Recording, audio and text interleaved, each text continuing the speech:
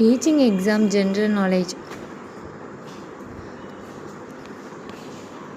தேசிய கல்வி நிர்வாகம் அமைக்கப்படுவதற்கு முன்னர் கல்வி அமைச்சில் கல்வி திட்ட நடவடிக்கைகளுக்கு பொறுப்பாக செயற்பட்ட நிறுவனம் யாது? பாட கலைத்திட்ட அபிவிருத்தி நிலையம்.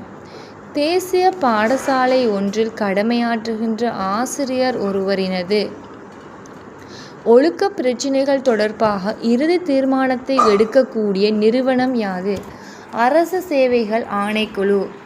யுத்தத்தின் ஆரம்பம் மனிதனின் சிந்தனையிலேயே உருவாகின்றது. யுத்தத்தின் ஆரம்பம் மனிதனின் சிந்தனையிலேயே உருவாகின்றது. சமாதானத்தின் கோட்டையையும் மனிதனின் உள்ளத்திலேயே உருவாக்குதல் வேண்டும் எனும் வாசகம் குறிப்பிட்டுள்ள ஐக்கிய நாடுகளின் கூட்டிணைந்த அமைப்பு யாது? யுனெஸ்கோ. வலய மட்டத்தில் அமைக்கப்பட்டுள்ள ஆசிரியர் மத்திய நிலையத்தின் பிரதான பணியாது வலய பாடசாலை ஆசிரியர்களுக்கான சேவைக்கால பயிற்சியாகும். பிள்ளை ஒருவரினது பிறப்புச் சான்றிதழ் இல்லாத வேளையில் அந்த பிள்ளையினை பாடசாலையில் சேர்த்து கொள்வதற்காக ஏற்றுக்கொள்ளக்கூடிய ஆவணம் யாது? பெற்றோரினால் வழங்கப்பட்ட சத்திய கடதாசி அல்லது அண்ணளவாக ஏற்றுக்கொள்ளக்கூடிய திகதியாக வெளியிடப்பட்ட ஒரு சான்றிதழ். பாடசாலை எழுச்சியடைதல் செயல் வேலை திட்டத்தின் கீழ் பாடசாலை மட்டத்தில் 2 குழுக்கள் அமைக்கப்பட்டுள்ளன. அந்த 2 குழுக்களின் பெயர்களையும் குறிப்பிடுக. ஒன்று பாடசாலை அபிவிருத்தி குழு, மற்றது பாடசாலை முகாமைத்துவ குழு. நிலைத்திருக்கத்தக்க அபிவிருத்தி இலக்கு நிறைவு செய்யப்பட உள்ள ஆண்டு யாது? 2030ஆம் ஆண்டு. பெருந்தோட்ட பாடசாலைகளின் அபிவிருத்திக்காக உதவி வழங்கிய அமைப்புகள் 2 தருக. ஷீட்டா மற்றும் GTZ. இலங்கையில் தற்போது எத்தனை கல்வி சேவைகள் காணப்படுகின்றன? 5 கல்வி சேவைகள். ஒன்று SLTS, SLTES, SLEAS, SLPS, SLTAS ஆகிய சேவைகளாகும். பிரித்தானிய அரசினால் ஆங்கில மொழியையும் பிரித்தானிய கலாச்சாரத்தினையும் பரப்புவதற்காக இந்நாட்டில் நிறுவப்பட்டுள்ள நிறுவனம் எது? British council. இலங்கையின் ஆசிரியர் சேவை ஸ்தாபிக்கப்பட்ட வருடம் யாது? 1994ஆம் ஆண்டு. இலங்கை ஆசிரியர் சேவைக்கு அனுமதிப்பதற்கான ஆக குறைந்த வயதெல்லை யாது? 18. குறித்த ஒரு பட்டதாரி கல்வியில் விசேட பட்டம் ஒன்று பெற்றுக்கொள்ள விரும்புவாராயின் பயில வேண்டிய கற்கை நெறி யாது? கல்விமானி பட்ட கற்கை நெறி.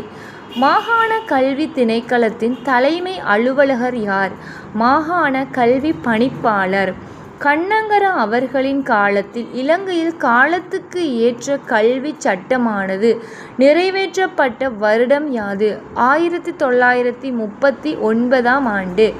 இலங்கையில் உயர்கல்வி அமைச்சு நிறுவப்பட்ட பின்னர் முதல் தடவையாக பாராளுமன்றத்தினால் நிறைவேற்றப்பட்ட உயர்கல்விக்குரிய பிரதான சட்டம் யாது?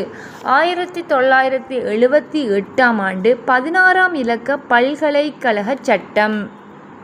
யாவருக்கும் சமமான கல்வி வழங்கும் சர்வதேச கொள்கையினை உறுதிப்படுத்தும் உறுப்புரிமைக்கு வழங்கப்படுகின்ற பெயர் யாது? 1948ஆம் ஆண்டு மனித உரிமைகள் பற்றிய சர்வதேச பிரகடனம். 1969ஆம் ஆண்டில் இலங்கை கல்வி திணைக்களத்திற்கு தேசிய ரீதியில் முக்கியத்துவம் வழங்கிய விழா யாது?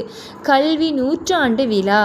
1978ஆம் ஆண்டின் பின்னர் இலங்கை கல்விக்கான சகல நியமனங்களையும் பதவி உயர்வுகளையும் நிறைவேற்றும் பணிகள் ஒப்படைக்கப்பட்ட சுயாதீன ஆணைக்குழு யாது? கல்வி சேவைகள் ஆணைக்குழு. தெற்காசிய வலய ஆசிரியர் கல்வி அபிவிருத்திக்கான நிலையம் 2021ஆம் ஆண்டின் இலங்கையில் எந்த இடத்தில் ஆரம்பிக்கப்பட்டது? மீபே. காப்போத்தர உயர்தர வர்த்தக பாடநெறி ஒன்றை கற்கும் மாணவர்களை சேர்ப்பதற்காக ஆரம்பிக்கப்பட்ட கல்விக் கல்லூரியின் உத்தியோகபூர்வ பெயர் யாது? முயற்சியாண்மை மற்றும் முகாமைத்துவ தேசிய கல்வியியல் கல்லூரி. இலங்கையின் கல்வி தொடர்பில் 1944ஆம் ஆண்டில் நிறைவேற்றப்பட்ட சட்டம் யாது? பெட்லர் சட்டம், அதாவது பெட்லர் ஆக்ட். தேசிய கல்விக் கல்லூரிகள் எந்த வருடத்தில் நிறுவப்பட்டன? 1986 தேசிய கல்விக் கல்லூரிகள் நிறுவப்பட்டது.